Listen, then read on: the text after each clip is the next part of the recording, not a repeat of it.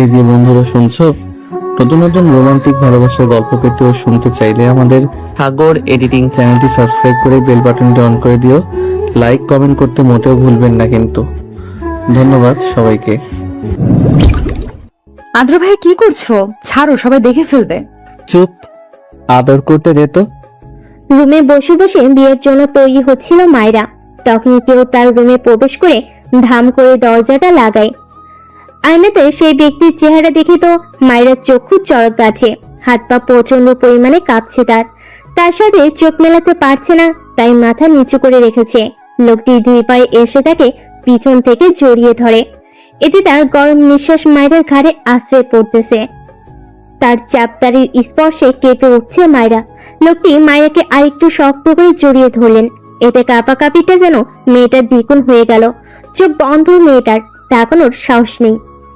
তিনি আলতো করে তার ঘাড়ে ঠোঁট স্পর্শ করেন। এবার যেন মায়রার নিঃশ্বাস বন্ধ হওয়ার উপক্রম। সে অনেক কষ্টে গলা থেকে শব্দ বের করে তাকে বলে ছাড়তে। মায়ের কথাটা হয়তো লোকটি কান পর্যন্ত পৌঁছায়নি, আর পৌঁছাবেই বা কি করে। সে নিজেই তার কথাটা শুনতে পায়নি, মনে মনে বলেছে, কিন্তু তাকে সামনে বলার সাহস তার নেই। এমনিতেই প্রচুর কষ্ট দিয়েছে তাকে।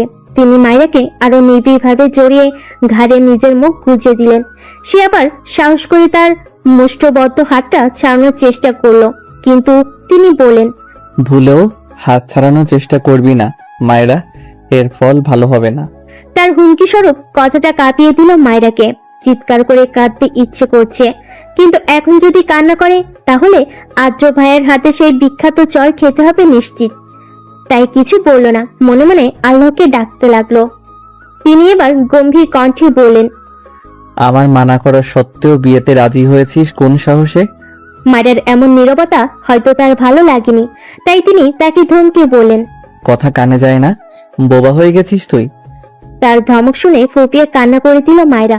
কান্না করবি না একদম, না হলে ঠাটিয়ে একটা চড় মারবো। মায়ের এবার রেগে ওনাকে বলল, হ্যাঁ পারবেনই তো, শুধু চট থাপ্পড় মারতে একটু সফট ভাবে কথা বলা যায় না? তিনি এবার মায়রাকে তার বুকে জড়িয়ে নিলেন। কেন যেন খুব অস্বস্তি হতে লাগলো মায়রার। আবারও তার স্পর্শে কাঁপাকাঁপি শুরু হয়ে গেল মেয়েটার।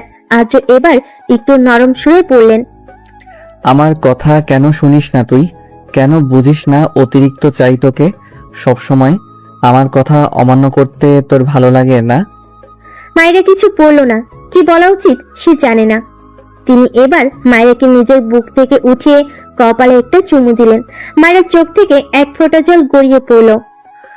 বিয়ের সাজ তুলে ফেল, তোকে বিয়ের সাজে দেখার অধিকার শুধু আমার। বলে তিনি গটগট করে চলে গেলেন। মায়েরা তার যাওয়ার দিকে তাকে একটা দীর্ঘ নিঃশ্বাস ফেলল। এতটুকু বুঝতে পারলো এবারও তার বিয়েটা হচ্ছে না। প্রত্যেক বাড়ির মতো এবারও তার বিয়েটা ভেঙে গেল। তার কারণ একটাই, আদ্রর অতিরিক্ত চাওয়া। অন্ধকার ছাদে এক কোণে দাঁড়িয়ে অশ্রু বিসর্জন দিচ্ছে মাইশা। আজ কেন যেন ও নিজেকে প্রচুর অসহায় লাগছে। মাইশার হাতে প্রেগনেন্সি ফাইল। আজই পরীক্ষা করিয়ে জানতে পারলো ও মা হতে চলেছে বিয়ে ছাড়া। কিন্তু মাইশার অনাগত বাচ্চার বাবা একটু আগে মাইশাকে ফোন করে রিজেক্ট করে দিয়েছে। বড্ড অসহায় লাগছে ওর, কি করবে জানা নেই ওর। এসব চিন্তার মাঝেই কেউ মাইশার ঘাড়ে হাত রেখে বলে, মাইশা, এত রাতে ছাদে কি করছিস? আজ যে মায়রার বিয়ে, খবর আছে তোর? মাইশা পেছনে তাকিয়ে দেখে আয়ান দাঁড়িয়ে। জলদি করে নিজের চোখের পানি মুছে ফেলে মাইশা। ছাদে অন্ধকার থাকার ফলে আয়ান মাইশার চোখের পানি দেখতে পায়নি। মাইশা নিজেকে সামলিয়ে বলে, কিছু না ভাইয়া, আসলে খুব গরম লাগছিল তাই ছাদে এসেছিলাম, যদি একটু বাতাস পাওয়া যায়। আয়ান হালকা হেসে বলে, ও আচ্ছা, তুই মায়রার কাছে যা, ওর যদি কোনো দরকার হয়। হ্যাঁ যাচ্ছি। মাইশা নিচে চলে যায়। আয়ান কালো কুচকুচে আকাশের দিকে তাকিয়ে বলে, পৃথিবী এমন কেন? যাকে চায় তাকে পায় না, যাকে চায় না সে বারবার কাছে আসে। কেন যে তাকে অতিরিক্ত চায়? এই অতিরিক্ত চাওয়াটা যে খুব খারাপ। কথাগুলো বলে কান্না করে দেয় আয়ান। যদিও ছেলেদের অত সহজে কাঁদতে নেই, তবে আজ খুব করে কাঁদতে ইচ্ছে করছে আয়ানের। বিয়ের সাজ তুলে একটা নর্মাল ড্রেস পরে নিচে এলো মায়রা। এতক্ষণে শিওর আদ্র ভাইয়া তার বিয়েটা ভেঙে ফেলেছে। ভেতর ভেতরে খুব খারাপ লাগছে তার, তাও কিছু করেনি। নিচে নেমে দেখে আদ্র ভাইয়া সোফায় বসে ফোন টিপছে, আর তার মা শাড়ির আঁচলে মুখ গুজে কাঁদছেন, হয়তো মায়রার বিয়ে ভেঙে যাবার ফলে। এই পরিস্থিতি দেখে সামনে যাওয়ার সাহস হলো না আর। সে ফিরে চলে যাচ্ছিল, তখনই দাদুমণি তাকে গম্ভীর স্বরে ডাক দিয়ে বলে, মায়েরা, ওইদিকে কই যাচ্ছ? এখানে এসো, আমরা তোমারই অপেক্ষা করছিলাম। দাদুর কথা শুনে এক ঢোক গিলল সে। তাদের বাড়িতে সবাই দাদুমণিকে খুব ভয় পান। সে গুটি গুটি পায়ে দাদুমণির কাছে গিয়ে পড়ল। দাদুমণি কিছু বলবে? আমার পাশে বসো। মায়েরা দাদুমণির পাশে বসতে যাবে, তখনই খেয়াল করলো সে যদি এখন দাদুমণির পাশে বসে তাহলে নিশ্চিত আদ্র ভাইয়ের সাথে তার ছোঁয়া লাগবে। আর সেই কাঁপাকাঁপি, তখন দাদুমণি কি যে বলবে জানে না। মায়েরা অসহায় চোখে আদ্র ভাইয়ের দিকে তাকালো। তার দৃষ্টি হয়তো তিনি বুঝতে পারলেন, তাই তিনি বলেন, দাদি, আমি বাইরে যাচ্ছি, কাজ আছে। না আদ্র, তুমি আমাদের ফ্যামিলির বড় ছেলের মধ্যে একজন, তোমার দায়িত্ব এখানে বেশি, তাই তোমারও কথাগুলো শোনা উচিত। আদ্র ভাইয়া দাদুমণির কথা শুনে বসে রইলেন। মায়েরা আর কি করবে, ওখানেই বসতে হলো। বসার পর দাদুমণি ওকে উদ্দেশ্য করে বললেন, দেখো মায়েরা, এই নিয়ে মোট 2 বার তোমার বিয়ে ভেঙে গেল। এখন এটা নয় যে আমরা তোমাকে দোষারোপ করছি। আমি জানি আমার নাতনি কোনো খারাপ কাজ করেনি, তাই এখন বলছি এসব বিয়ে চিন্তা বাদ দিয়ে পড়াশোনা করো মন দিয়ে। আমাদেরই দোষ, তোমাকে এত তাড়াতাড়ি বিয়ের চাপ দেওয়ার উচিত হয়নি। দাদুমণির কথায় মায়েরা সহ বাড়ির সবাই যতদূর সে ভেবেছিল এখন হয়তো দাদুমণি তাকে বকা দিবে, বাট দাদুমণি তো উল্টো সান্ত্বনা দিচ্ছে। হাউ! আদ্র ভাইয়ের দিকে তাকিয়ে দেখলো তার ঠোঁটে রহস্যময়ী হাসি। আচ্ছা, বাই এনি চান্স এটাতে আদ্র ভাইয়ের কোনো কারসাজি নেই তো? মায়ের ভাবনার মাঝে আদ্র ভাইয়ের সবার আড়ালে তার কানে ফিসফিস করে বলে, রাতে ছাদে আসবি, দেরি হলে কিন্তু আমি তোর রুম থেকে কোলে করে তুলে আনবো। আদ্র ভাইয়ের কথা শুনে তার দিকে অবাক হয়ে তাকালো সে। আমার পক্ষে আসা সম্ভব না। যদি কেউ দেখে তাহলে কি ভাববে? কে কি ভাববে তাতে আমার কিছু যায় আসে না। তোকে আসতে বলেছি, আসবি, না হলে আসবো আমি। মায়ের উত্তর পেয়ে তিনি উঠে দাঁড়ালেন। তারপর বড় মা মানে আদ্র ভাইয়ের মাকে উদ্দেশ্য করে বললেন, আম্মু, আমি পুলিশ স্টেশনে যাচ্ছি, আসতে রাত হবে, অনেক কাজ জমে আছে, 3 দিন যাইনি, তুমি আমার জন্য অপেক্ষা করো না।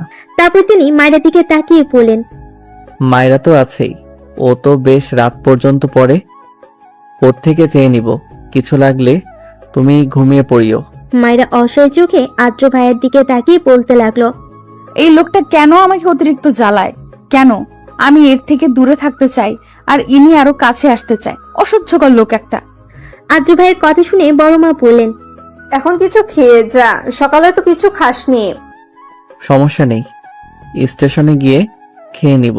বলে বেরিয়ে যায় আদ্র ভাইয়া। আগে থেকেই পুলিশের ইউনিফর্ম পরে রেডি ছিল। আদ্র পেশায় একজন পুলিশ অফিসার, যদিও এখন এসপি, কিন্তু বাড়ির কেউ চায়নি সে পুলিশ অফিসার হোক। ওর বাবা আর মায়ের বাবা একজন বিজনেসম্যান, দেশে বিদেশে বেশ খ্যাতি আছে তাদের। সবাই চেয়েছিল আদ্র একজন সফল বিজনেসম্যান হোক, কিন্তু এই খারুসের কি হয়েছে কে জানে, সে পুলিশ হবেই বলে জিদ ধরেছিল, তাই তার জিদের কাছে সবার হার মানতে হলো। 10-12 জন গার্ড মিলে একটা ছেলেকে ধরে নিয়ে এসে একটা লোকের পায়ের কাছে ছুঁড়ে মারল।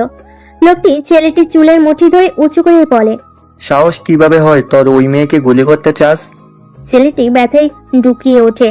ছেলেটি বলে, বিশ্বাস করেন স্যার, আমার কোনো দোষ নাই, আমার একজন কইছিল মাইয়াডারে মারতে।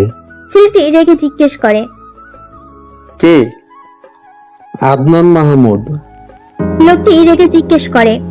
ছেলেটি বলা নাম শুনে লোকটি হিংস্র রূপ ধারণ করে, এতটাই হিংস্র যে তাকে দেখলে যে কোনো দুর্বল হার্টের মানুষ সাথে সাথে হার্ট অ্যাটাক করতে 1 সেকেন্ডও সময় লাগবে না। লোকটি পাশে থাকা রিভলভার দিয়ে ছেলেটির বুক বরাবর 10টা গুলি করে। তারপর সেই ক্ষত স্থানে মরিচের গুঁড়ো দিয়ে পাগলের মতো হাসতে থাকে। গার্ডগুলো ভয়ে থরথর করে কাঁপছে। বিকেলবেলা মেডিকেলের বইগুলো নিয়ে হালকা পাতলা নাড়াচাড়া করছে মায়েরা। কালে ঢাকা মেডিকেলে ভর্তি হয়ে এসেছিল সে। ক্লাস শুরু হবে আরো 1 সপ্তাহ পর। সে পড়ছিল, তখনই দরজায় নক করে। তাকিয়ে দেখে আজিতা আপু 2টো চায়ের কাপ নিয়ে মিষ্টি হেসে দাঁড়িয়ে আছে। মায়েরা হালকা হেসে বলে, বাহ, আজ দেখি বিদ্যাসাগর নিচ থেকে আমার রুমে আসলো। তোর দেখা তো আর পেলাম না আমার রুমে, তাই নিচ থেকে আসলাম। তা কি করছিলি? এই তো বই নিয়ে একটু গবেষণা। আদ্রিতা আপু হচ্ছে আদ্র ভাইয়ের বড় বোন। আদ্ররা 3 ভাই বোন। আদ্রিতা আপু, আদ্র ভাইয়া আর মাইশা, তারা হচ্ছে মাইরার বড় চাচ্চুর সন্তান। মাইরার বাবা হচ্ছে ছোট। ওরা 2 ভাই বোন, মাইরা আর আয়ান। আদ্রিতা আপুর সাথে কথা বলার সময় আপু এক পর্যায়ে বলে, আচ্ছা মায়েরা, জানিস তোর বিয়ে কিভাবে ভেঙেছে? না তো। তোর বিয়ে ভেঙেছে না, কেউ ভাঙিয়েছে। মাইরা অবাক হয়ে গেল আপুর কথায়। আচ্ছা, আপু কি সব জানে? তোর বিয়ে আদ্র ভেঙেছে রে মায়েরা। ভাই আমার তোকে অনেক ভালোবাসে। মাইরা আপুর কথায় টাসকি খেলাম। মনে মনে ভাবলো, তার মানে আপু সব জানে। আপু তুমি? আমি সব অনেক আগে থেকেই জানি, কিন্তু কিভাবে? সেটা আপাতত বলা যাবে না। আপু চলে গেল আর মাইরা তার যাওয়ার দিকে হাঁ করে তাকিয়ে আছে। এরা ভাই বোন দুটোই একরকম, রহস্যে ভরা। রাতের বেলা মায়ের আস্তে করে পা টিপে টিপে ছাদে যাচ্ছে। একটু আগে ফোনে মেসেজ দিয়েছিল আদ্র ভাইয়া ছাদে আসতে। এক প্রকার বিরক্ত লাগছে তার। এই লোকটার জন্য জীবনটা শেষ আমার। কবে যে মুক্তি পাবো আল্লাহ জানে। ছাদে এসে আশেপাশে তাকিয়ে দেখে কেউ নেই। সে আস্তে করে ছাদের দরজাটা চাপিয়ে আদ্র ভাইয়ের নাম ধরে ডাক দেয়। তৎক্ষণাৎ কেউ তার মুখ চেপে ধরে পাশের দেওয়ালে চেপে ধরে। সে ভয়ে চোখ মুখ খিচে বন্ধ করে ফেলে। যখন কারো গরম নিঃশ্বাস ওর মুখে পড়ছিল তখন খুব অস্বস্তি হচ্ছিল। কিছুক্ষণ পর তার নাকে সেই চিরচেনা স্মেল আসে। যতটুকু মনে পড়ে, এই পারফিউম আদ্র ভাইয়া ইউজ করে। তার পছন্দের পারফিউম এটা। সে ধীরে ধীরে চোখ খুলে দেখে আদ্র ভাইয়া চোখ গরম করে তার দিকে তাকিয়ে আছে। তার এমন তাকানোর মানে মায়ের বোধগম্য হলো না। মায়েরা তাকে জিজ্ঞেস করলো, আদ্র ভাইয়া? আর কিছু বলতে পারলো না মায়েরা। তার আগেই তিনি ওর ঠোঁট আঁকড়ে ধরে খুব রুটি কিস করতে থাকে। তার এমন কাণ্ডে মায়েরা স্তব্ধ, হাত পা প্রচন্ড কাঁপছে। কিছুক্ষণ পর তিনি নিজ থেকে ওকে ছেড়ে দিয়ে বললেন, নেক্সট টাইম ভাইয়া বলার আগে এটার কথা মনে করবি। মায়ের ঠোঁটে স্লাইড করে কথাটি বলল আদ্র ভাইয়া। তারপর নিজের ঠোঁট মুছতে মুছতে ছাদের এক কর্নারে চলে গেলেন। মায়ের এখনো স্তব্ধ হয়ে দাঁড়িয়ে আছে। অন্ধকার নিস্তব্ধ শহর, চারিদিকে কুয়াশা পড়েছে। সেই ঠান্ডার মধ্যে দাঁড়িয়ে আছে মায়েরা। শুধু মায়েরা না, আদ্র ভাইও দাঁড়িয়ে আছে। সে যে ওর ঠোঁটে অবৈধভাবে কিস করে আকাশের দিকে তাকিয়ে আছে, তার আর খবর নেই। এবার আর চুপ থাকতে পারলো না। আদ্র ভাইকে জিজ্ঞেস করলো, আপনি আমার ঠোঁটে কিস করলেন কেন? কিছুটা রাগান্বিত স্বরে বলল, যাতে একটু হলো ভয় পেয়ে উত্তরটা দেয়। ওর প্রশ্নটা শুনে তার কোনো পরিবর্তন হলো না। কিছুটা মন খারাপ হলো ওর, কারণ তিনি কখনোই ওর কোনো প্রশ্নের উত্তর দেন না। বিরক্তিকর লোক একটা। মায়েরা চলে যাচ্ছিল, তখনই পিছন থেকে আদ্র ভাইয়া তার হাত ধরে বলে, তোর ঠোঁটে অবৈধভাবে টাচ করার ইচ্ছে আমার ছিল না, বাধ্য হয়েছি।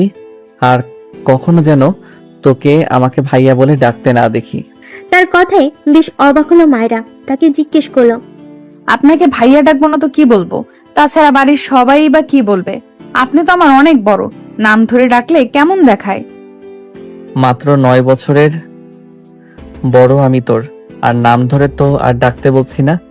আপনি করে ডাকবি তাহলেই চলবে, কিন্তু ভাইয়া কখনোই না। আদ্র ভাইয়ের কথাই কিছুটা রাগ হলো মায়েরার। সে তাকে বলল, কেন ভাইয়া ডাকলে সমস্যা কি?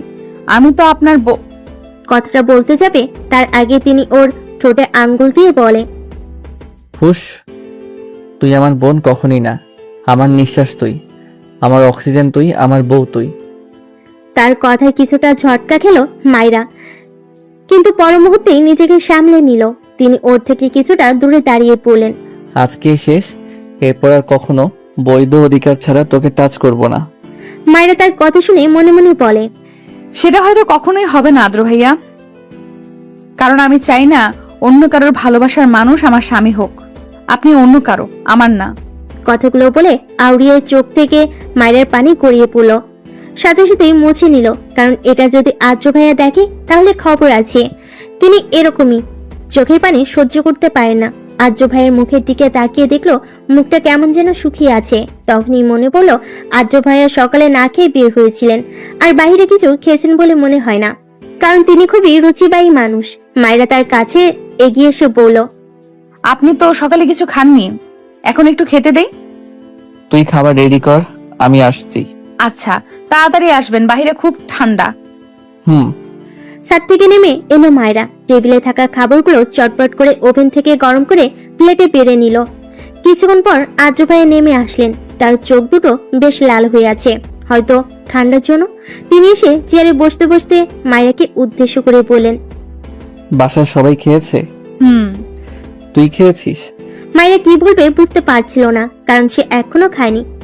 আর এটা যদি আদ্র ভাইয়া জানে, নিশ্চিত বকে খেতে হবে। তাই মিথ্যা করে বলল, হ্যাঁ খেয়েছি। আমার সাথে মিথ্যা বলিস কোন সাহসে? মায়েরা ভয় পেল কিছুটা, তারপর নিজেকে সামলে পড়ল। মিথ্যা বলতে যাব কেন? একদম চুপ। আমি জানি তুই যখন মিথ্যা বলিস তখন নিজের হাতের আঙ্গুল মোস্টামস্তি করিস। অ্যান্ড নাও তুই এটাই করছিস। আদ্র ভাইয়ের কথা শুনে মায়েরা চোখ বন্ধ করে একটা নিঃশ্বাস পেল। মনে মনে ভাবলো, উনি এত ছোট্ট একটা জিনিসও খেয়াল করেন। আল্লাহ, আগে জানলে আরো খেয়াল রাখতাম। মায়েরা চুপ থাকা দেখে উনি আবার ধমক দিলেন, কি হলো বল, মিথ্যা বলছিস কেন? সরি, আর এমন হবে না। নেক্সট এমন হলে থাপড়িয়ে দাঁত ফেলে দিব, অসভ্য মেয়ে। মায়েরা মনে মনে তাকে হাজারটা গালি দিল। তখনই হাতে টান অনুভব করে। সামনে তাকিয়ে দেখে আদ্র ভাইয়া টান মেরেছে। তিনি ওকে টান দিয়ে পাশের চেয়ারে বসায়। সে হকচকিয়ে পড়ল। কি হয়েছে? এখনই আমার সামনে খাবার কমপ্লিট কর। আমি পরে খেয়ে নিব, প্রমিস। যেটা বলছি সেটা কর। কি আর করার, তার সামনে বসেই খেতে হচ্ছে। আগে জানলে তখনই খেয়ে নিত। আর চোখে তার দিকে তাকিয়ে দেখে তিনি মিটমিট করে হাসছেন। অবাক হলো কিছুটা, কারণ তিনি খুব কম হাসেন। সবসময় গম্ভীর ফেস নিয়ে ঘুরে বেড়ান। মায়েরা মনে মনে বলল, আমাকে চাপে ফেলে হাসা হচ্ছে, তাই না? ভালো হবে না তোর, বজ্জাত লোক একটা। খাবার শেষ করার পর বড় বড় পা ফেলে নিজের রুমে চলে আসলো মায়েরা। রুমে এসে বুকে হাত দিয়ে বড় বড় নিঃশ্বাস নিতে লাগলো। কেন জানি আদ্র ভাইয়াকে দেখলে ওর শ্বাসকষ্ট শুরু হয়ে যায়।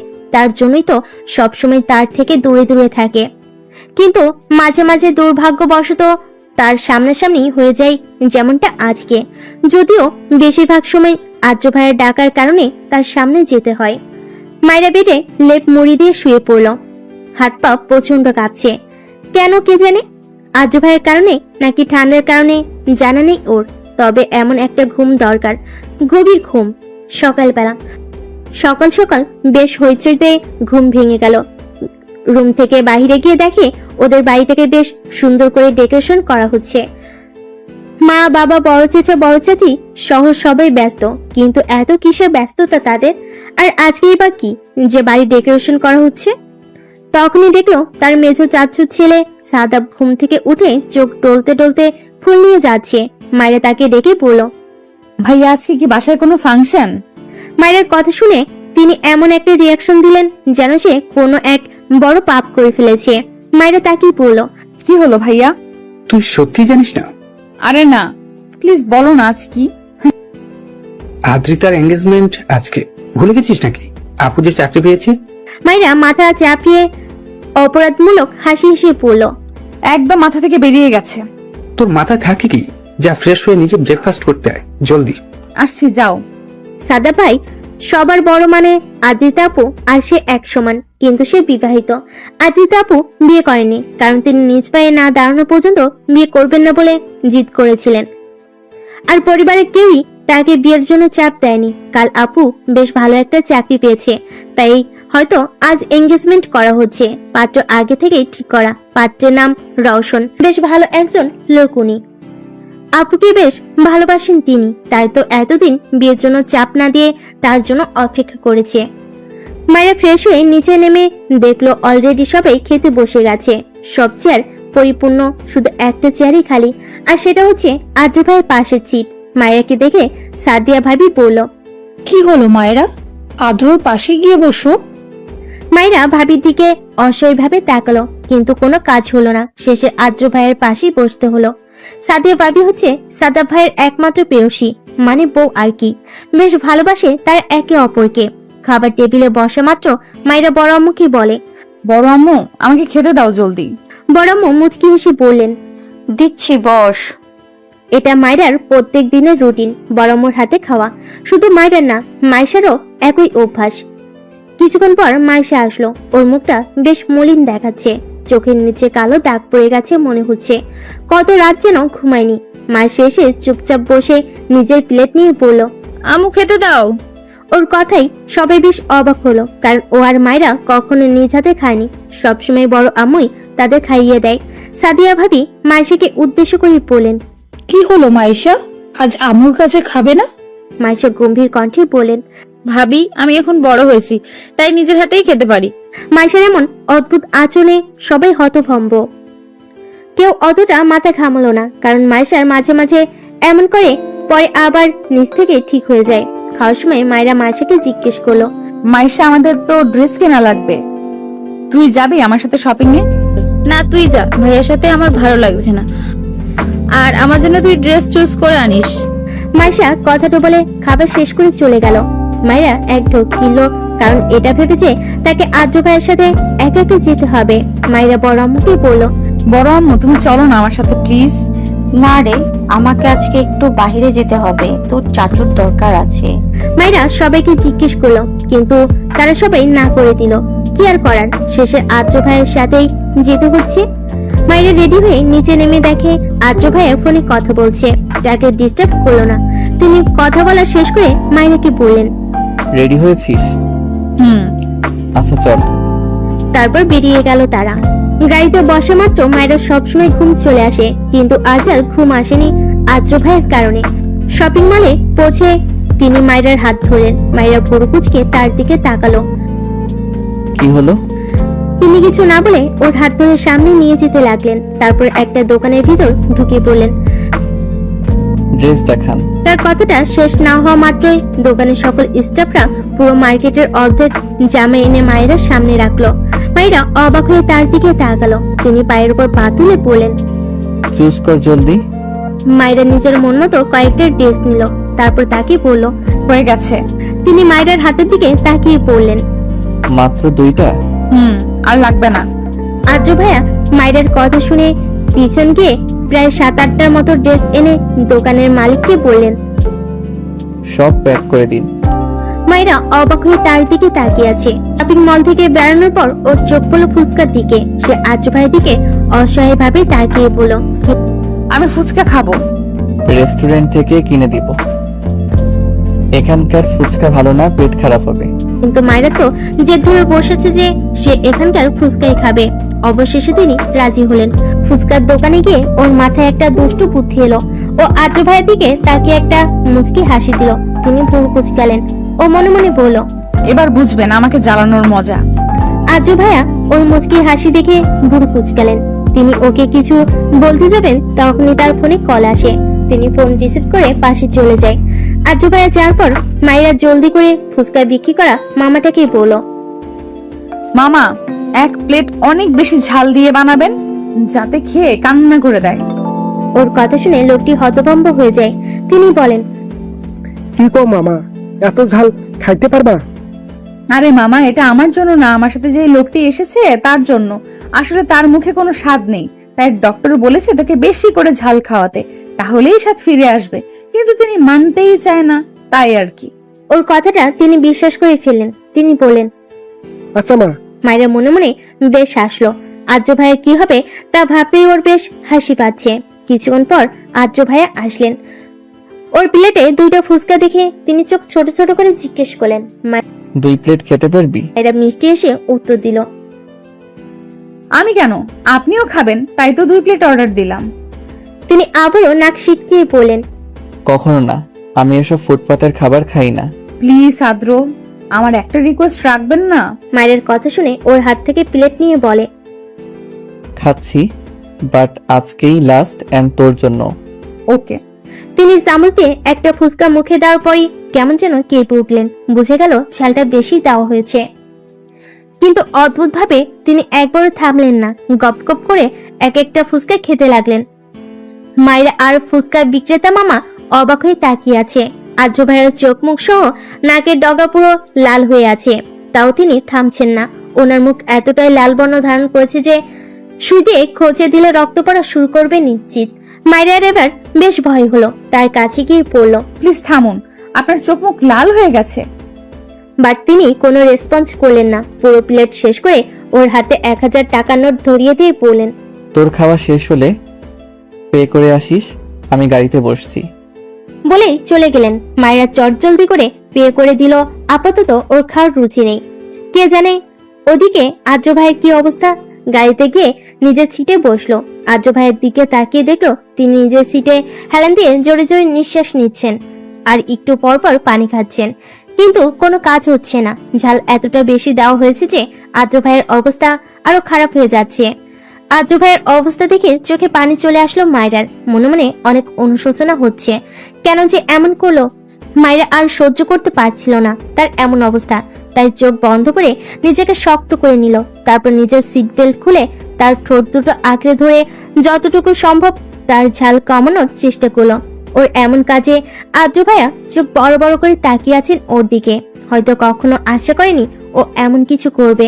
কিছুক্ষণ পর তার থেকে সরে এসে মাথা নিচু করে তাকে জিজ্ঞেস করলো, ঝাল কমেছে? তিনি বাঁকা হেসে জবাব দিলেন, অনেকটা। মায়েরা মুগ্ধ দৃষ্টিতে তার বাঁকা হাসির দিকে তাকিয়ে আছে। ওর খেয়ালও নেই ও একটু আগে কি করেছে। তিনি ওকে বললেন, এমন ঠোঁটের স্পর্শ পেলে প্রতিদিন ঝাল খেতে রাজি আছি। এটাই লাস্ট ছিল, আর আশা করবেন না। আমি এটা বাধ্য হয়ে করেছি। সেটা তো বিয়ের পর দেখা যাবে। By the way, thanks for it. মায়ের ঠোঁটের দিকে ইশারা করে বললেন তিনি। কেন যেন হঠাৎই প্রচুর লজ্জা করছে মায়ের। ধুর, কেন যেন বেটাকে ঝাল খাওয়াতে গেলাম, শেষে ফাঁসলাম তো আমি। একে কখনো ঠিক করতে পারবো কিনা জানি না। মনে মনে কথাগুলো আউড়িয়ে নিজের চোখ বন্ধ করে রাগ কন্ট্রোল করার চেষ্টা করলো মায়েরা। আদ্র মুচকি হাসছে আর ড্রাইভ করছে, মাঝে মাঝে মায়ের দিকে তাকাচ্ছে। আদ্র জানতো যে মায়েরা ওর প্লেটে ঝাল মিশিয়েছে, তা সত্ত্বেও ও পুরো প্লেট শেষ করেছে। কেন করেছে তা জানা নেই ওর। আদ্র মনে মনে বেশ খুশি বলা চলে। মায়েরা একটা হোটেল রুমে বসে আছে। মনের ভেতর চিন্তা থাকলেও মুখে হাসি ফুটিয়ে রেখেছে। মাইশার মন বলছে কোনো খারাপ কিছু হতে চলেছে, কিন্তু মাইশা ঠিক করেছে না ওর সাথে কোনো খারাপ কিছু হবে না। মেঘ ওকে মেনে নিবেই। মেঘ হচ্ছে মাইশার বয়ফ্রেন্ড আর মাইশার অনগত বাচ্চার বাবা। মেঘ আজ একটু আগে মাইশাকে ফোন করে এই হোটেল রুমটাতে আসতে বলেছে, কারণ হিসেবে বলেছে বাচ্চার ব্যাপারটা দেখবে। মাইশার মেঘের কথা শুনে বেশ খুশি হয়েছে, কিন্তু ও আর কি জানে মেঘ ওর জন্য যে মৃত্যুর জাল পেতে রেখেছে। মায়েরা বাসে এসে এক দৌড়ে নিজের রুমে চলে গেল, কারণ আপাতত আদ্র ভাইয়ের মুখ দেখার সাহস তার নেই। তাহলে নিশ্চিত লজ্জে আজর মৃত্যু হবে। এন্ড তার পরের দিন নিউজ পেপারে হেডলাইন হবে, বিখ্যাত শিল্পপতি রাসেল খানের মেয়ে লজ্জায় মারা গেছে। তখন ব্যাপারটা বেশ খারাপ দেখাবে। তাই আদ্র ভাইয়ের থেকে নিজেকে আড়াল করলো ও। রুমে এসে দরজা লাগিয়ে জোরে কয়েকটা শ্বাস নিল। ওই মুহূর্তের কথা মনে পড়তেই কেন যেন গালগুলো লাল টকটকে হয়ে যাচ্ছে। আয়নার সামনে দাঁড়িয়ে নিজের গালে একটা থাপ্পড় দিল। এত বোকা কেন তুই মায়েরা? কেন?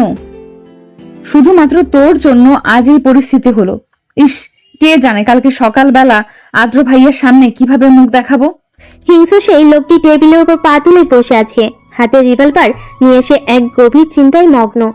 তখনই লোকটির কেয়ারটেকার সাহিল এসে পড়ল। স্যার। লোকটি রিভলভার থেকে নিজের নজর সরিয়ে সাহিলকে স্ক্যান করে ওকে জিজ্ঞেস করে, এনি নিউজ? জি স্যার। বল। স্যার, ম্যামকে যে গুলি করতে চেয়েছিল সেই লোকটা আজ রাতের ফ্লাইটেই সুইজারল্যান্ড যাচ্ছে। তো তোরা বসে বসে কি করছিস? যা প্রস্তুতি নেওয়া শুরু কর, আজ রাতেই ওনাকে ধরতে হবে। Okay sir. সাহিল চলে যাওয়ার পর বাঁকা হাসে লোকটি। লক্ষ্যের অনেক কাছে চলে এসেছে, জাস্ট আরেকটু অপেক্ষা, দেন আমার মিশন সফল হবে। মাইশা বসেছিল, ঠিক তখনই মেঘের আগমন। মুখে রহস্যময়ী বাঁকা হাসি। মেঘ দেখতে বেশ হ্যান্ডসাম, যে কোনো মেয়েই ওর উপর ঘায়েল। হয়তো এই সৌন্দর্য দেখেই মাইশা ওর প্রেমে পড়েছে। মেঘকে দেখে মাইশা দৌড়ে ওকে জড়িয়ে ধরে বলে, মেঘ, আমি জানতাম তুমি কখন আমাকে ফিরিয়ে দেবে না, তাই তো আমাকে ডেকেছো, তাই না? মেঘ মাইশাকে বেশ জোরে একটা ধাক্কা দেয়, যার কারণে পড়তে পড়তে বেঁচে যায় মাইশা। মাইশা অবাক হয়ে মেঘের দিকে তাকায়। কে বলেছে আমি তোর মতো একটা চিপ মেয়েকে অ্যাকসেপ্ট করবো? আমি তোকে এখানে রেখে এনেছি তোর বাচ্চা নষ্ট করতে, যাতে ভবিষ্যতে আমার আর মিহির লাইফে কাটা হয়ে দাঁড়াতে না পারিস তুই। মাইশা স্তব্ধ। দুপুর 2:30। মায়েরা ছাদে দাঁড়িয়ে আছে প্রায় 1 ঘন্টা হলো। কিছুই ভালো লাগছে না। বারবার ওই মুহূর্তের কথা মনে পড়তেই অনুশোচনা কাজ করছে, কিন্তু এখন আর অনুশোচনা করে কোনো লাভ নেই। শুধু শুধু নিজের সময় নষ্ট করা। ছাদ থেকে নেমে দ্বিতীয় ফ্লোরে এসে দেখে বাসা পুরোপুরি ডেকোরেট করা হয়ে গেছে। সন্ধ্যার পরে আপুর এঙ্গেজমেন্ট হবে, তাই সবাই বেশ ব্যস্ত, একমাত্র ও ছাড়া। রেলিং ধরে নিচে তাকিয়ে দেখলো আদ্র ভাইয়ের কানে ব্লুটুথ লাগিয়ে কথা বলছে আর ডেকোরেট করতে আসা লোকগুলোকে কাজ দেখাচ্ছে। কাজে ভুল হলে ধমক না দিয়ে সুন্দরভাবে বুঝিয়ে দিচ্ছেন। মায়েরা তার দিকে এক দৃষ্টিতে তাকিয়ে আছে। এত শীতের মতো আদ্র ভাইয়ের কপালে বিন্দু বিন্দু ঘাম জমা হয়েছে। বড় বড় ঘন চুলগুলো কপালে এসে জমা হয়েছে। আদ্র ভাইয়া দেখতে বেশ ফর্সা।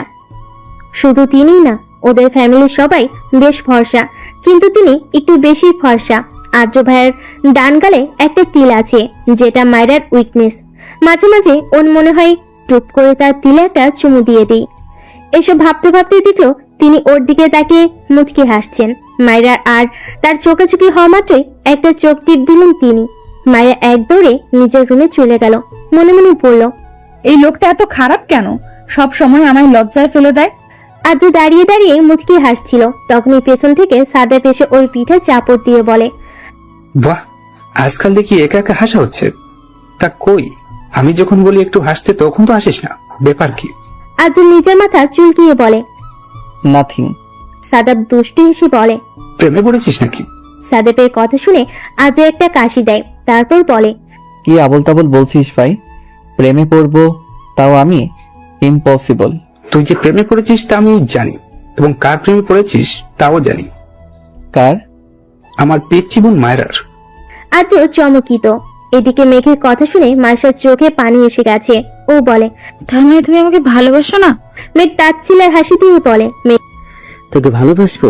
আমার মাথা খারাপ নাকি? তাহলে এতদিন এসব কি ছিল? Time pass. মেঘের কথা শুনে মার্শা রেগে ওর গালে একটা থাপ্পড় দেয়। ছি, আমার ঘৃণা হচ্ছে। আমি তোমার মতো একটা লোককে ভালোবেসেছি, এতটা নিয়েছো তুমি? আমার বাচ্চাকে মেরে ফেলতে চাও? তোর বাচ্চাকে না মারলে আমার পথের কাটা কিভাবে দূর করবো জান? মেঘ মার্শার দিকে এগিয়ে যাবে, তখনই মার্শা মেঘকে নিজের সর্বশক্তি দিয়ে ধাক্কা মেরে হোটেল রুম থেকে বেরিয়ে যায়। মার্শা বেরিয়ে যাওয়ার পর মেঘ ওর যাওয়ার দিকে তাকিয়ে হাউমাউ করে কেঁদে ওঠে। ভালোবাসি প্রেয়সী, অনেক ভালোবাসি তোকে। আমি অতিরিক্ত চাই তোকে, কিন্তু তুই আমার ভাগ্যে নেই প্রেয়সী। আমি যে তোর জীবনে ক্ষণিকের, চাইলেও তোকে নিজের কাছে রাখতে পারবো না। তুই আইনের কাছেই ভালো থাকবি প্রেয়সী। কাঁদতে কাঁদতে মেঘের মুখ থেকে গলগল করে রক্ত পড়তে থাকে, কিন্তু তাও মার্শার নাম নিয়ে কান্না করে যাচ্ছে। কিছুক্ষণ পর হোটেল ম্যানেজার এসে মেঘকে হসপিটালে ভর্তি করে। মার্শা কাঁদতে কাঁদতে রোডে এসে পড়েছে। তখনই হঠাৎ করে মার্শা মাথা ঘুরে একটা গাড়ির সামনে পড়ে যায়। দুর্ভাগ্যবশত গাড়িটা আয়নে ছিল। ও মাত্রই হসপিটাল থেকে একটা সার্জারি শেষ করে বাড়ি যাচ্ছিল। আইন পেশে একজন হার্ট সার্জনিস্ট। আইন গাড়ি থেকে নেমে মেয়েটাকে দেখে 1 সেকেন্ডে চিনে যায়। আইন মাইশাকে এইভাবে দেখে ওর বুকে মোচড় দিয়ে ওঠে।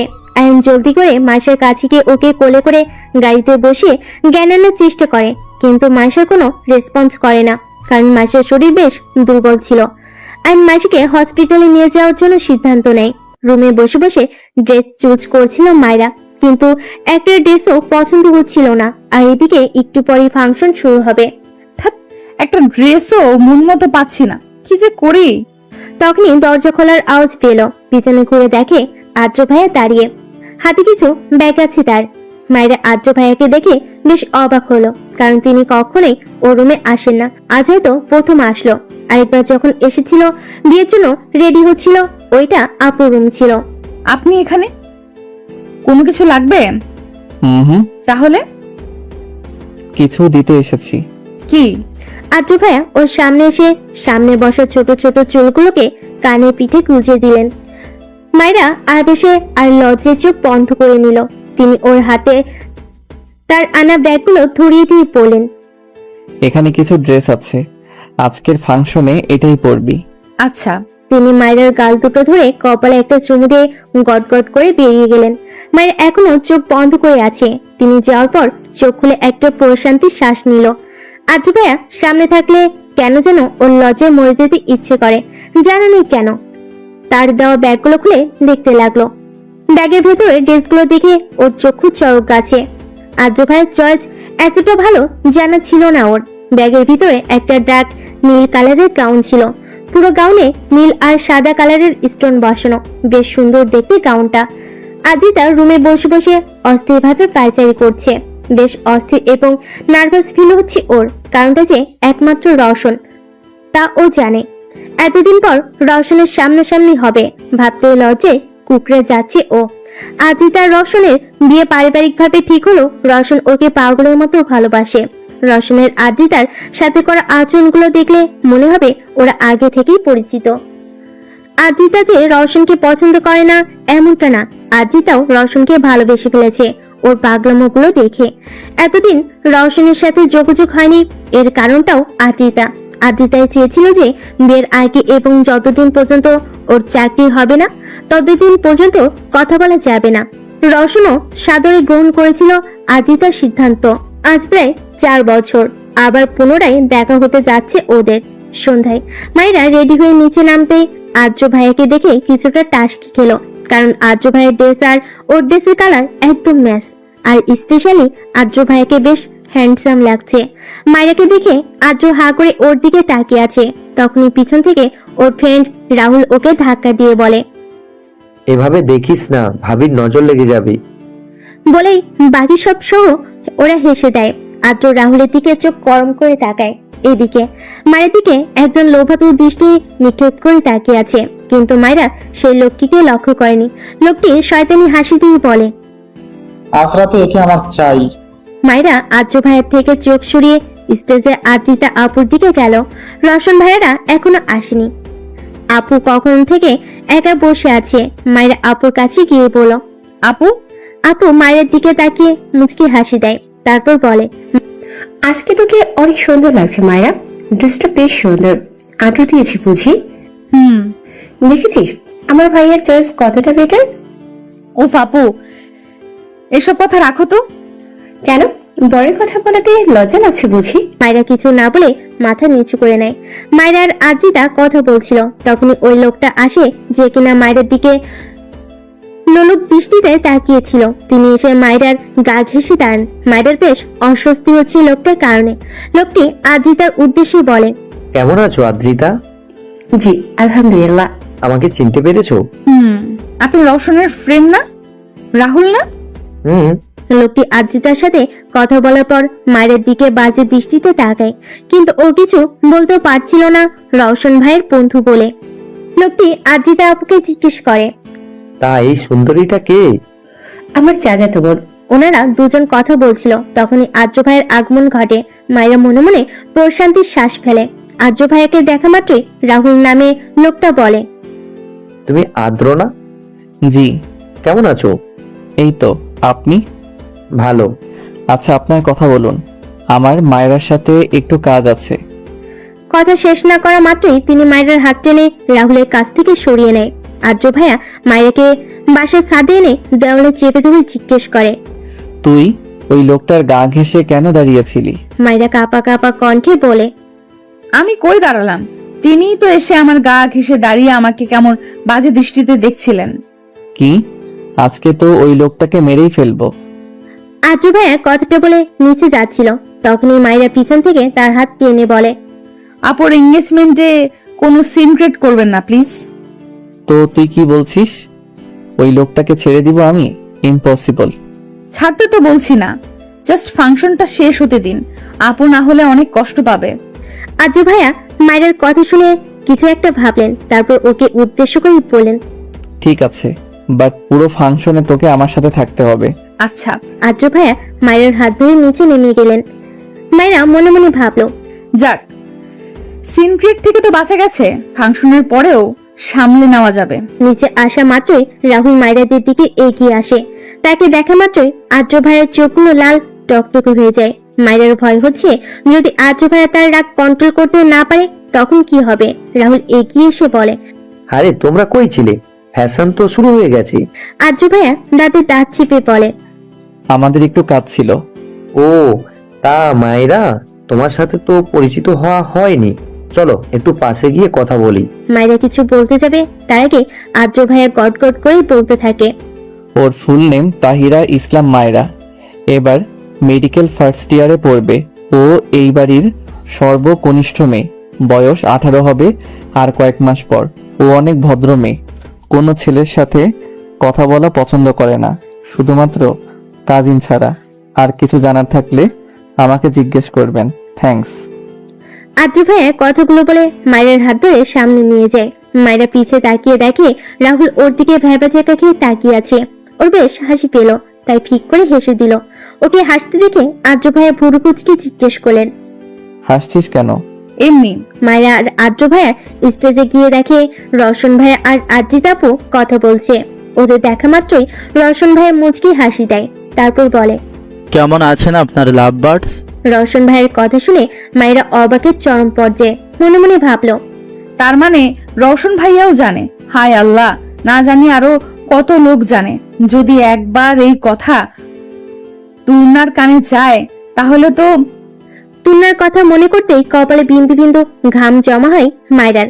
মায়রা ওর হাত আর্য ভাইয়ার থেকে সারিয়ে নিল। আর যাই হোক, ও কারো জীবনে খেলতে পারবে না। বেঘুরে ঘুমাচ্ছে মাইশা। একটু আগে ওকে ঘুমিয়ে ইনজেকশন দিয়েছে আয়ান। আয়ান একটা রিপোর্ট হাতে নিয়ে কেবিনের সোফায় বসে পড়ে। রিপোর্টটা মাইশার প্রেগন্যান্সি রিপোর্ট ছিল। আয়নের মুখে চিন্তার রাশ স্পষ্ট। ও ভাবছে, মাইশা প্রেগনেন্ট, তাও ওর আবার বিয়ে হয়নি, কার বাচ্চার মা হবে ও? বাসায় জানলে কি যে হবে। আয়নের ভাবনার মাঝে মাইশা ঘুমের মধ্যে কেমন যেন অদ্ভুত আচরণ করতে থাকে। বারবার কারোর নাম নিয়ে বিড়ি করতে থাকে ও। আয়ন মাইশার মুখের কাছে কান নিয়ে শোনার চেষ্টা করে ও কি বলছে। মাইশা বলে, মেঘ, মেঘ, আমাকে ধোকা দিও না, ও আমাকে ভালোবাসে, ও আমাকে ভালোবাসে। তাহলে মাইশার বাচ্চাটার বাবার নাম কি মেঘ? আজিতাপুর পাশে মনমরা হয়ে বসেছিল মায়রা। কেন যেন কিছুই ভালো লাগছে না। আর্য ভাইয়া ওর না কথাটা মনে পড়তেই বুকে কেমন যেন মুছে দিয়ে উঠেছে। কিন্তু কেন ও তো আর আর্য ভাইকে ভালোবাসে না? মায়রা এসব কথা ভাবছিল, তখনই আম্মু এসে বলে, মায়রা, তোর রুমে আমার ফোনটা রেখে এসেছি মনে হয়, একটু এনে দে না মা। আচ্ছা, যাচ্ছি। উপরে যাওয়ার আগে আর্য ভাইয়ের দিকে তাকিয়ে দেখলো তিনি তার বন্ধুদের সাথে কথা বলায় ব্যস্ত। কেন যেন তাকে ডিস্টার্ব করতে ইচ্ছে করলো না, কারণ তিনি কখনো এমন ফ্রি টাইম পান না। মায়েরা একাই উপরে গেল। মায়েরা যখন উপরে যাচ্ছিল তখন সেটা দেখে শয়তানি হাসি দেয় রাহুল। মায়েরা উপরে যাওয়া মাত্রই রাহুল সবার চোখ আড়াল করে মায়ের পিছু পিছু যায়। 3-4 বছরের একটা বাচ্চার ছবি নিয়ে কাঁদছে একজন বৃদ্ধ লোক। বৃদ্ধ লোকটির বয়স 60 বছর তো হবেই। বৃদ্ধ লোকটি বাচ্চাটির ছবিতে চুমু দিয়ে কেঁদে বলে, আর কত অভিমান করে থাকবি দাদু, এবার তো ফিরে আয়। পুরো 13টা বছর দূরে থেকেছিস, কতদিন তোকে দেখি না, একবার ফিরে আয় দাদু। বৃদ্ধ লোকটি কাঁদছিলেন। তখনই রুমে ঢুকে আদনান মাহমুদ। মুখে বিরক্তির ছাপ স্পষ্ট।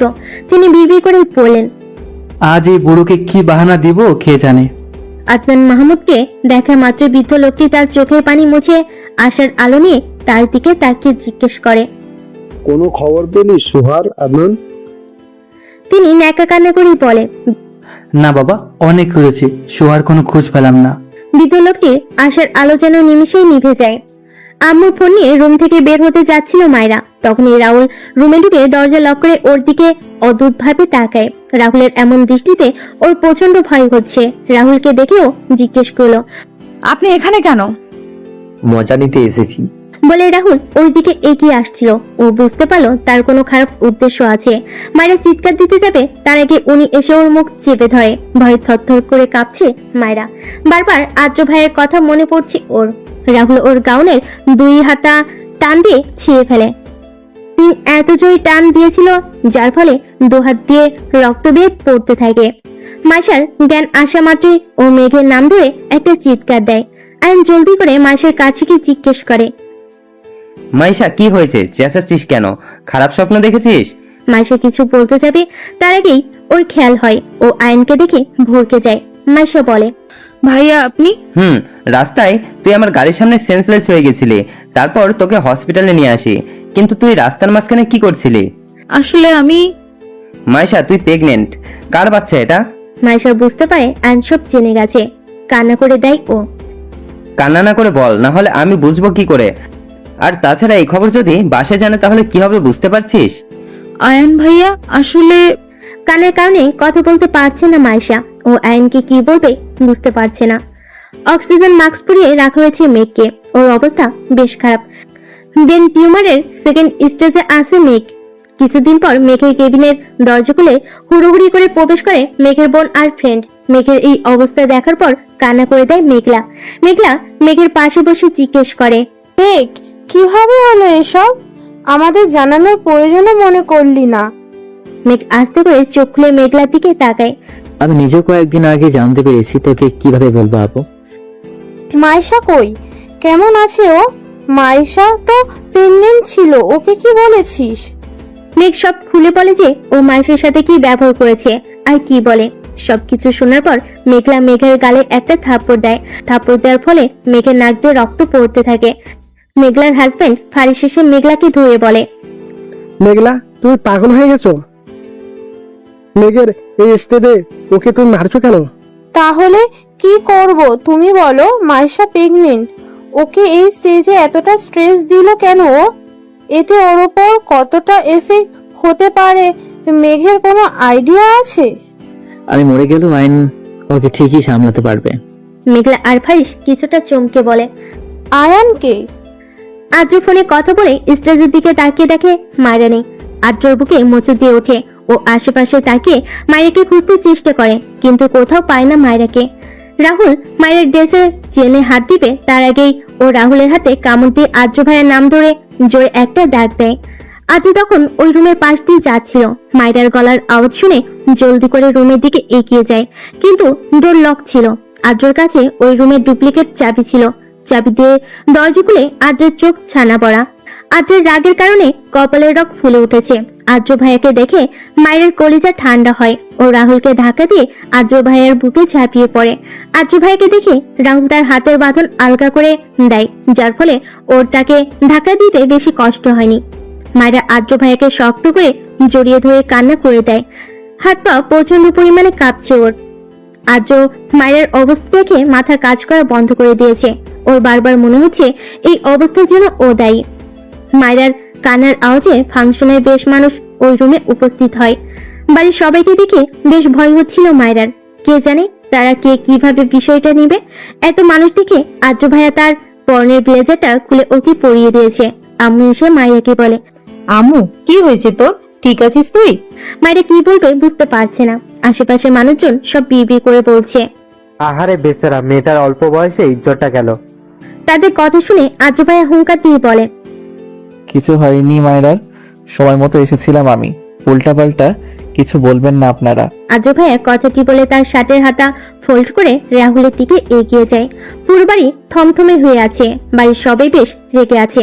আম্মু তো এখনো কান্না থামেনি। বাড়ির সব গেস্টরা চলে গেছে, আর রাহুল সে তো আদমরা হয়ে পড়ে আছে। কিছুক্ষণ আগে আদ্র ভাইয়া আর সাদাব ভাইয়া মিলে বেশ মার দিয়েছে রাহুলকে। আদ্র ভাইয়া তো মেরেই ফেলতো তাকে, কারণ অনেক কষ্টে আটকিয়েছে সাদাব ভাইয়া। রওশন ভাইয়া মাথা নিচু করে দাঁড়িয়ে আছে, জানা নেই কেন।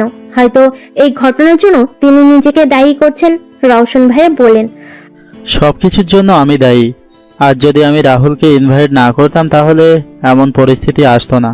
রওশন ভাইয়ের কথা শুনে বাবা বলে, না রওশন, এখানে তোমার কোনো দোষ নেই। তুমি কি আর জানতে যে রাহুল এমনটা করবে? হ্যাঁ। রওশন ভাইয়া হ্যাঁ শুনে সবাই যেন আকাশ থেকে পড়লো। আদ্র ভাইয়া বেশ রেগে জিজ্ঞেস করলেন, মানে কি? রওশন ভাইয়া আহত কণ্ঠে বললেন, আসলে রাহুল আগে থেকেই এমন ছিল। এর আগেও 3-4টা মেয়েকে রেপ করেছে ও, কিন্তু ও বেশ ভালো ঘরের ছেলে হওয়াতে ছাড়া পেয়ে গেছে। ওর এমন আচরণে আমি ওর সাথে মেশা বন্ধ করে দিয়েছি।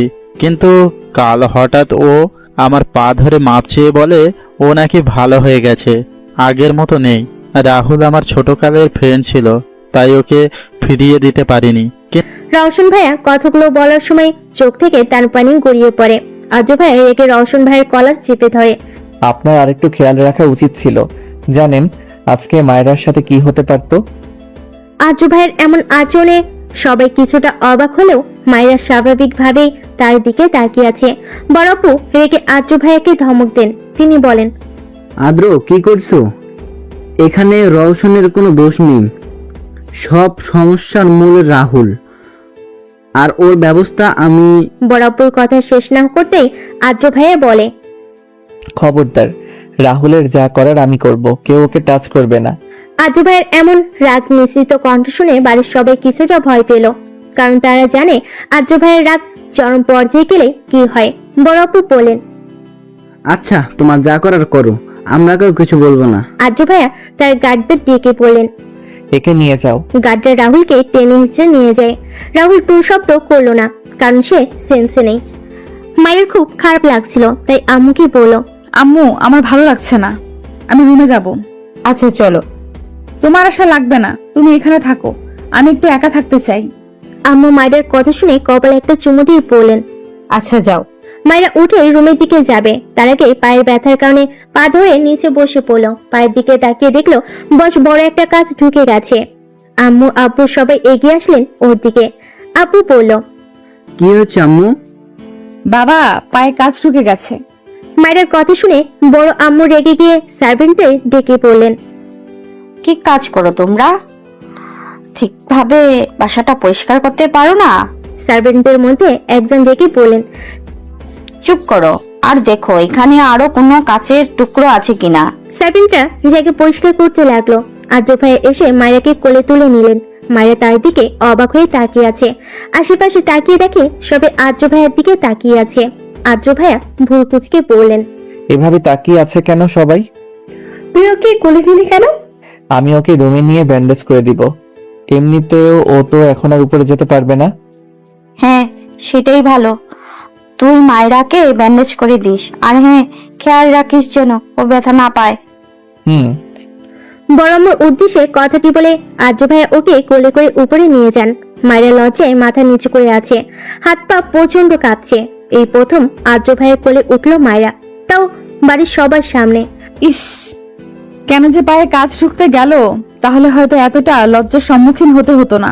আর্য ভাইয়া মায়েরকে রুমে এনে সোফায় বসিয়ে দিলেন। তারপর ফার্স্ট এইড বক্স এনে ওর হাতের দিকে হাত বাড়াবেন। তার আগে মায়েরা তার হাত ধরে বলে, আমি হাতের রক্ত ক্লিন করতে পারবো। জানা আছে কি ক্লিন করবি, এখন আমাকে আমার কাজ করতে দে। তার ধমকে কেঁপে উঠলো মায়েরা ওর সিদ্ধান্তে অটল। তাকে দিয়ে ওর হাত স্পর্শ করাবে না, এটাই ভেবে রেখেছে। কিন্তু তিনি ওর কথা শুনলেন না। ওর হাত থেকে আস্তে আস্তে ব্লাড ক্লিন করতে লাগলেন। তার এক একটা স্পর্শ যেন ওর শ্বাস থমকে দেওয়ার জন্য যথেষ্ট। কেন যে আর্য ভাইয়ের স্পর্শে এতটা অদ্ভুত ফিলিংস আসে জানেনি। কই সাদ্দাব ভাই যখন ওর হাত ধরে তখন তো এমন কোনো অদ্ভুত ফিলিংস হয় না, তাহলে আর্য ভাইয়ের টার্সে কেন এমন হয়? এসব ভাবতে ভাবতে ওর গাল দুটো লাল টমেটোর মতো হয়ে ওঠে। আর্য ভাইয়ের দিকে তাকিয়ে দেখে তিনি মনোযোগ সহকারে ব্লাড ক্লিন করতে ব্যস্ত। হাতের ব্লাড ক্লিন করা হলে তিনি অতি যত্ন সহকারে হাতে ব্যান্ডেজ করে দেয়। তারপর ওর দিকে তাকিয়ে বাঁকা হাসি দিয়ে বলে, তোর এই টমেটোর মতো গাল দেখলে ইচ্ছে করে কামড়ে খেয়ে ফেলি। আর্য ভাইয়ের কথা শুনে তার দিকে ড্যাপ ড্যাপ করে তাকিয়ে থাকে, পরে মাথা নিচু করে নেয়। লোকটা এতটা বেহায়া কেন? সবসময় কোনো না কোনো কথায় আমাকে লজ্জায় ফেলে দেয়। আমি বেহায়া দেখেই তো তুই এত ভদ্র। বেহায়া না হলে তোর মতো নিরামিষকে হ্যান্ডেল করতাম কি করে? তার থেকে কথা শুনে ওর মাথায় চক্কর দিয়ে উঠলো। মায়েরা তাকে বলে, আপনি আমার মনের কথা শুনলেন কি করে? মনের কথা কেন, আমি তোর সব কথাই শুনতে পাই। তোর চোখের ভাষা, তোর ইশারা সব। ভালোবাসি যে তোকে, এতটুকু না বুঝতে পারলে কি করে হয়? তার কথা শুনে কি উত্তর দিবে জানে না, কিন্তু এতটুকু জানে তিনি ওকে প্রচন্ড ভালোবাসে। কিন্তু এই ভালোবাসার কোনো মানে নেই, এটা অসমাপ্ত ভালোবাসা। এটা কখনো পূর্ণতা পেতে পারবে না। বেশ খারাপ লাগছে ওর, বুকে চাপ অনুভব করছে অনেক। কেন যেন এই কথাগুলো ভাবলেই খারাপ লাগা কাজ করে। হঠাৎই অনুভব করলো কেউ ওর পা স্পর্শ করেছে। তাকিয়ে দেখে আর্য ভাইয়া জলদি করে পা সরিয়ে নিল। ওর পা সরানোর কারণে বিরক্ত হয়ে বললেন, কি হয়েছে, পা সরালি কেন? আপনি আমার পা টাচ করছেন কেন? পা না টাচ করলে ওষুধ কি মুখ দিয়ে লাগাবো? তার এমন রাগ মিশ্রিত কণ্ঠে কিছুটা অবাক হলো। মায়েরা তাকে বলল, আপনি তো আমার বড়, তাহলে কিভাবে? বড় ছোট এসবে কিছু আসে যায় না। এখন জলদি পা দে, না হলে থাপ্পড় দিব কিন্তু। না চাইতেও পা এগিয়ে দিতে হলো ওকে। আর্য ভাইয়া মায়ের পায়ের ব্লাড ক্লিন করে ব্যান্ডেজ করে দেয়। ওর প্রচুর আনইজি ফিল হচ্ছে, খারাপ লাগছে বলা চলে, কারণ আর্য ভাইয়াকে দিয়ে নিজের পা ছুতে দেওয়ার ইচ্ছে একেবারেই ছিল না ওর। হঠাৎ আর্য ভাইয়া ওকে কোলে তুলে নিলেন। আবার কোলে তুলছেন কেন? তিনি মায়েরাকে কিছু না বলে বাহিরে নিয়ে যেতে থাকে। মায়েরা তাকে বারবার জিজ্ঞেস করছে কই নিয়ে যাচ্ছেন। নিচে এসে ওদের আবার এভাবে দেখে আদ্রিতা আপু ভুরু কুঁচকায়। আপু বলে, আদ্র, ওকে আবার নিচে নিয়ে এসেছিস কেন? রুমে রেস্ট করো। ওকে হসপিটালে নিয়ে যাচ্ছি। কেন, মায়ের বেশি খারাপ লাগছে নাকি? হুম, পায়ে কাজ ঢুকেছে, তাই একবার আয়নার থেকে চেক আপ করিয়ে আসি, পরে যদি ইনফেকশন হয়। আরে গাধা, এতটুকু কাজ ঢোকায় ইনফেকশন হয় না। তারপরও তোর যদি ভয় থাকে তাহলে যা হসপিটালে নিয়ে। মায়েরা তাদের কথার মাঝে ফোন কেটে বলে, আরে না আপু, এতটুকু কাজ ঠোকাতে হসপিটালে যাওয়ার কি আছে? আমি ঠিক আছি, ইনফেকশন হবে না। বেশি বুঝিস তুই? তোকে কথা বলতে বলেছি নাকি চুপ থাক তুই? আমার জিনিসের কেয়ার আমি নিজেই রাখতে পারি। আদ্র ভাইয়ের কথা শুনে আদ্রিতা আপু মুখ টিপে হাসছে। হলরুমে কেউ নেই, শুধুমাত্র আদ্রিতা আপু ছাড়া। আদ্র ভাইয়ার শেষের কথাটা শুনে মায়েরা প্রচন্ড রকমের অবাক। আদ্র ভাইয়া ওকে কোলে রেখে গাড়ি স্টার্ট দিলেন। মায়েরা বিরক্ত হয়ে পড়ল, আমি সিটে বসবো? কোনো দরকার নেই, চুপচাপ বসে থাক। বেশ বিরক্ত হলো তার এরূপ আচরণে মায়েরা। মাইশা কান্না করতে করতে আয়নকে বলে, মেঘের সাথে আমার রিলেশন কলেজ লাইফ থেকে, অনেক ভালোবাসি আমরা একে অপরকে। আমাদের রিলেশনের কথা মেঘের বড় বোন মেঘলাপুও জানতো। তার মধ্যে একদিন ভুল করে আমার আর মেঘের মধ্যে ফিজিক্যাল রিলেশন হয়। যদিও ভুলটা সম্পূর্ণ আমার প্রেগনেন্ট হওয়ার পর আমি ভয় পেলেও মেঘ আর মেঘের বড় বোন মেঘলাপু বেশ খুশি ছিলেন। মেঘলাপু আমাদের কাবিন করিয়ে রেখেছে আমার প্রেগনেন্ট হওয়ার পর। তার মানে তুই মেঘের লিগ্যালি ওয়াইফ? তারপর বিয়ের পর মেঘ কেমন অদ্ভুত আচরণ করতে থাকে, আমাকে ইগনোর করে, অন্য মেয়েদের সাথে রিলেশন করে। আমাকে মেঘ বলে যে ওর নাকি আমাকে আর ভালো লাগে না, কিন্তু আয়ান ভাইয়া আমি শিওর মেঘ মিথ্যা বলছে, ওর কোনো প্রবলেম হয়েছে। তারপর মাইশা কিছুক্ষণ আগে ঘটে যাওয়া ঘটনা খুলে বলে। সব শুনে আয়ন দীর্ঘ নিঃশ্বাস ফেলে। ও বুঝতে পারছে না ওর এখন কি করা উচিত। আয়ন মাইশাকে বলে, তুই চিন্তা করিস না, আমি দেখছি কি করা যায়। ভাইয়া বাসার সবাইকে কি বলবো? আমি দেখছি। আয়ন নিজের অ্যাপ্রন হাতে নিয়ে উঠে দাঁড়ালো। তারপর মাইশার দিকে তাকিয়ে একটা হাসি দিয়ে বলল, কর। আয়ন বেরোতে যাবে তখন একজন নার্স হন্তদন্ত হয়ে এসে কেবিনে এসে আয়নকে উদ্দেশ্য করে বলে, স্যার। হ্যাঁ বল। স্যার, আদ্র স্যার এসেছে মায়রা ম্যামকে নিয়ে। আদ্রের নাম শুনে মাইশার গলা শুকিয়ে আসছে। আয়ন একবার মাইশার দিকে তাকিয়ে তারপর নার্সকে বলে, হঠাৎ? স্যার, মায়রা ম্যামের পায়ে বেশ ব্যথা পেয়েছে আর হাতে ব্যান্ডেজও দেখলাম। হোয়াট? মায়েরার এই অবস্থা শুনে আয়নের বুকে মোচড় দেয়। মায়েরা অনেক আদরের আয়নের কাছে। দুনিয়া একদিকে তো মায়েরা একদিকে। নিজের জীবনের থেকেও বেশি ভালোবাসে আয়ন তার বোনকে। ছোট থেকে বেশ আদরে বড় করেছে আয়ন মায়েরাকে। কাপা কাপা কণ্ঠে আয়ন নার্সকে জিজ্ঞেস করে, ওরা এখন কই? স্যার, আপনার কেবিনে বসে আছে। আয়ন দৌড়ে বেরিয়ে যায় মাইশার কেবিন থেকে। এদিকে মাইশারও বেশ টেনশন হচ্ছে মায়েরার জন্য। অনেক আদরের বোন মায়েরা, বলতে গেলে খান পরিবারের আত্মা হচ্ছে মায়েরা। মাইশা নার্সকে জিজ্ঞেস করে, নার্স, মায়ের অবস্থা কি বেশি খারাপ? না ম্যাম, অতটা না। আপনি অস্থির হবেন না, রেস্ট করুন। এই হসপিটালটা আয়নের, তাই মোটামুটি সবাই আয়নের ফ্যামিলিকে চিনে। মেঘের অবস্থা দিন দিন খারাপ হচ্ছিল। মেঘলা ডাক্তারের থেকে পরামর্শ করে পরশুদিন ওকে দেশের বাহিরে নিয়ে যায় চিকিৎসার জন্য। বাংলাদেশের ডাক্তাররা বলেছে যদি একটু উন্নতি হয় হতে পারে।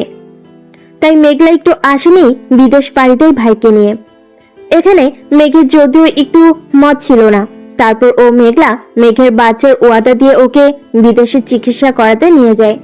আইন দৌড়ে কেবিনে ঢুকে দেখে মায়েরা বেডে মুখ ফুলিয়ে বসে আছে আর তার পাশে আদ্র দাঁড়িয়ে ফোন টিপছে। আইন দৌড়ে গিয়ে মায়েরকে জড়িয়ে ধরে কপালে একটা চুমু দেয়।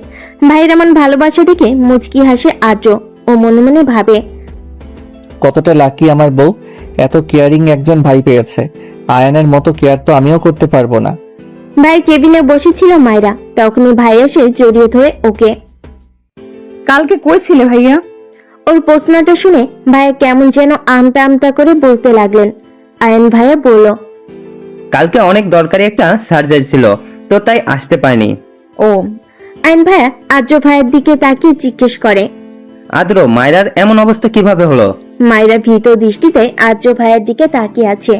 মনে মনে প্রে করছে যেন আর্য ভাইয়া আজকের ঘটনা না বলে। আর্য ভাইয়া ভাইয়াকে বলে, আসলে আয়ান। আর্য ভাইয়া আর কিছু বলতে যাবে, তখনই একজন দৌড়ে এসে বলে, ডক্টর আয়ান, আপনার পেশেন্টের শ্বাস নিতে প্রবলেম হচ্ছে, জলদি আসুন। আয়ান ভাইয়া কথাটি শুনে ওদের উদ্দেশ্যে বলে, তোরা থাক, আমি একটু দেখে আসি। ভাইয়ের কথার বিপরীতে মাথা নাড়ল মায়েরা। ভাইয়া চলে যাবার পরও আদ্র ভাইয়ের দিকে তাকিয়ে বলে, আদ্র প্লিজ ভাইয়াকে আজকে ঘটা কোনো কিছু বলবেন না, তাহলে ভাইয়া পাগল হয়ে যাবে নিশ্চিত। ওর কথা শুনে আদ্র ভাইয়ের চোখ ছোট ছোট করে বলেন, আমি যদি নাও বলি তাহলে বাড়ির কারো না কারো কাছ থেকে আয়ান ব্যাপারটা জেনে যাবে, তখন কি করবি? তখনকার ব্যাপার হ্যান্ডেল করে নিব, বাট আপাতত না। ভাইয়াকে দেখে বেশ চিন্তিত মনে হচ্ছিল, তাই এখন আর স্ট্রেস দিতে চাই না। আচ্ছা, বলবো না। আদ্র ভাইয়ের কথা শুনে প্রশান্তির নিঃশ্বাস ফেলল মায়েরা। ও বসেছিল, তখনই ফোনে একটা মেসেজ আসে। মেসেজটা দেখে কপালে বিন্দু বিন্দু ঘাম জমা হয় ওর, আর মনের ভেতর জাগে আদ্র ভাইয়াকে হারিয়ে ফেলার ভয়। এবার হয়তো আদ্র ভাইয়াকে হারিয়েই ফেলবো আমি। মেসেজটার দিকে তাকিয়ে কয়েক ফোঁটা অশ্রু বিসর্জন দিল ও। মায়েরার মেসেজটা দেখে বেশ ভয় হচ্ছিল। মেসেজটা ছিল তুর্নার সম্পর্কে ওর ফুফাতো বোন হয়। ওর আব্বুরা মোট 3 ভাই 1 বোন, তার মধ্যে তুর্নার আম্মু মানে ওর ফুপি, সে হচ্ছে সবার ছোট। তুর্না মেসেজটা পাঠিয়েছে, মায়ু, আমরা আগামী মাসেই বিড়িতে ব্যাক করছি, তাই তৈরি থাকিস। বিড়িতে আসা মাত্রই আমার আদ্রের বিয়ে হবে। বিয়ের কথাটা শুনে একটুও চমকালো না, কারণ তুর্না আর আদ্র ভাইয়ের বিয়ে আগে থেকে ঠিক হয়ে আছে। যদিও আদ্র ভাই এই বিয়ে সম্পর্কে কিছু জানে না, ওর মনে মাঝে মাঝে একটা প্রশ্ন উদয় হয়, সেটা হচ্ছে যদি তুর্নার সাথে আদ্র ভাইয়ার ব্যাপারটা আদ্র ভাইয়া জানতে পারে, তাহলে কি ভাইয়া আমাকে ভুলে যাবে? এই প্রশ্নটা যখনই মাথায় আসে ওর তখনই বুকে এক প্রকার চাপ অনুভব হয়। জানে না কেন, হয়তো তার প্রতি মায়ের জন্মে গেছে। এসব ভাবার সময় কখন যে চোখটা ভিজে এসেছে খেয়ালই নেই। কিছুক্ষণ আয়ন ভাই এসে ওর হাতে পায়ে ব্যান্ডেজ খুলে আবার নতুন করে কিছু মেডিসিন লাগিয়ে দিয়ে ব্যান্ডেজ করে দিলেন। আয়ন ভাইয়া আদ্র ভাইয়াকে জিজ্ঞেস করলেন, কি হলো আদ্র, বল, কিভাবে মায়েরার এমন অবস্থা হলো? আদ্র ভাইয়া ওর দিকে তাকিয়ে অদ্ভুত হাসলেন। এই হাসির অর্থ জানা নেই ওর। আদ্র ভাইয়া বললেন, জানিস না তোর বোন কতটা কেয়ারলেস, তেমন ভাবে কেয়ারলেস ভাবে চলতে গিয়ে এটা করিয়েছে। আদ্র ভাইয়ের কথা শুনে ভাইয়া ওর দিকে চোখ গরম করে তাকালেন। ওর প্রচুর রাগ লাগছে আদ্র ভাইয়ের প্রতি। তিনি কেন এটা বলেন, অন্য কিছু তো বলতে পারতেন। এখন ভাইয়াকে তার মহামূল্যবান ডাক্তারি লেকচার শোনাবে। মায়েরা আদ্র ভাইয়ের দিকে তাকিয়ে দেখলো তিনি মুখ টিপে হাসছেন। আয়ন ভাইয়া বেশ কিছুক্ষণ তার লেকচার দিয়ে ওদের যেতে বললেন। আদ্র ভাইয়া ওকে কোলে করে গাড়িতে নিয়ে বসালেন। গাড়িতে বসানো মাত্রই মায়া তার কলার টেনে বলে, আপনার দরকার কি ছিল ভাইয়াকে এটা বলার? অন্য কিছুও তো বলতে পারতেন। My wish, none of your business, got it? কথাটি বলে ওর হাত থেকে নিজের কলার ছাড়িয়ে নিয়ে ড্রাইভিং এ মন দিলেন। প্রচুর রাগ লাগছে ওর, কিন্তু কিছু তো আর করার নেই। 1 সপ্তাহ পর হাত পায়ের ক্ষত ঠিক হয়ে গেছে, এখনো একা একাই চলাফেরা করতে পারে। এই কয়েকদিনে আদ্র ভাই একদম পাল্টে গেছে, আগে থেকেও বেশ গম্ভীর হয়ে গেছে। কেউ ওনার সামনে গেলেই ধমক দেয় কোনো কারণ ছাড়াই। আদ্র ভাইয়ের এমন আচরণে বাড়ির সবাই অনেক চিন্তিত তাকে নিয়ে। সবচেয়ে অদ্ভুত বিষয় হচ্ছে আদ্র ভাই এখন আর ওর সাথে দেখা করে না। বিষয়টা বেশ অবাক করেছে ওকে, যে আদ্র ভাই কিনা ওকে দেখা ছাড়া এক মুহূর্ত টিকতে পারতো না। সে কিনা পুরো 1 সপ্তাহ ওকে না দেখে কাটিয়েছে। তাহলে তিনি কি ওকে ভুলে গেছেন? ক্লাবের মধ্যে মাতাল হয়ে পড়ে আছে আদ্র। রোহিত অবাক হয়ে তাকিয়ে আছে, কারণ আদ্র কখনো মদ দূর একটা সিগারেট পর্যন্ত টাচ করেনি।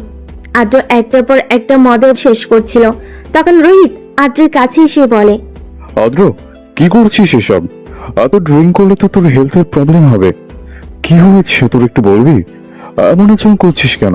রোহিত, ওরাও আমার মায়াকে নিয়ে যাবে?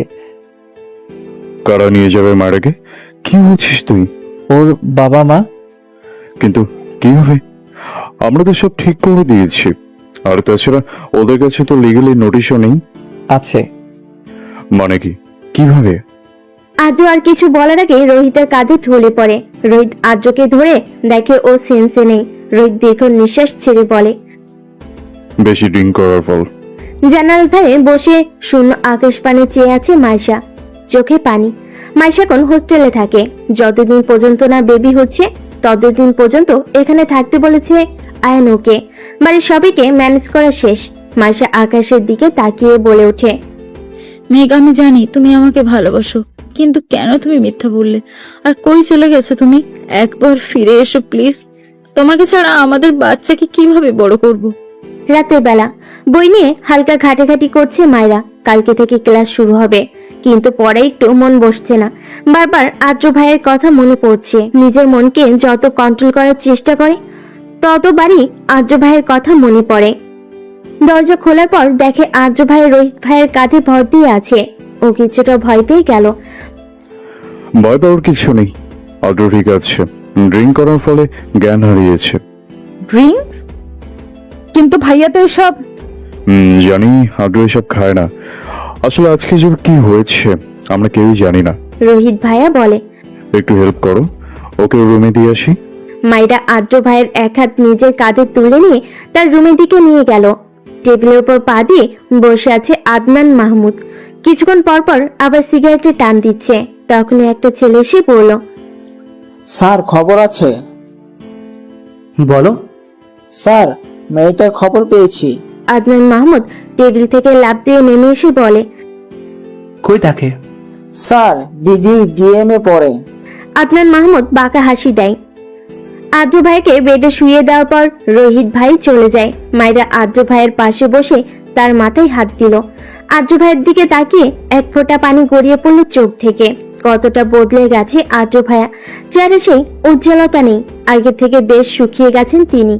চোখের নিচেও কালি পড়ে গেছে। হঠাৎ আদ্র ভাইয়া চোখ খুলে মায়েরাকে দেখে লাফ দিয়ে উঠে বসে। মায়েরা ভয় পেয়ে কিছুটা দূরে সরে যায়, কিন্তু আদ্র ভাইয়া ওর হাত ধরে কাছে টেনে এনে ওর দুই গাল ধরেই বলে, ভালোবাসি মায়াপরি, প্লিজ ছেড়ে যাস না আমায়, মারা যাব আমি। আদ্র ভাই কি বলছেন এসব? অনেক ভালোবাসি তোকে, এক আকাশ ভালোবাসি। কেন বুঝিস না আমার ভালোবাসা? মায়েরা কিছু বলল না। তিনি আবার বললেন, কেন বুঝিস না মায়েরা? অতিরিক্ত চাই তোকে, তোকে ছাড়া আমি অসমাপ্ত, মারা যাব আমি তোকে ছাড়া। মায়ের চোখ দিয়ে পানি পড়ছে। কাপা কণ্ঠে বলল, ভালোবাসি। কি বললি? আরেকবার বল প্লিজ। ভালোবাসি, খুব ভালোবাসি।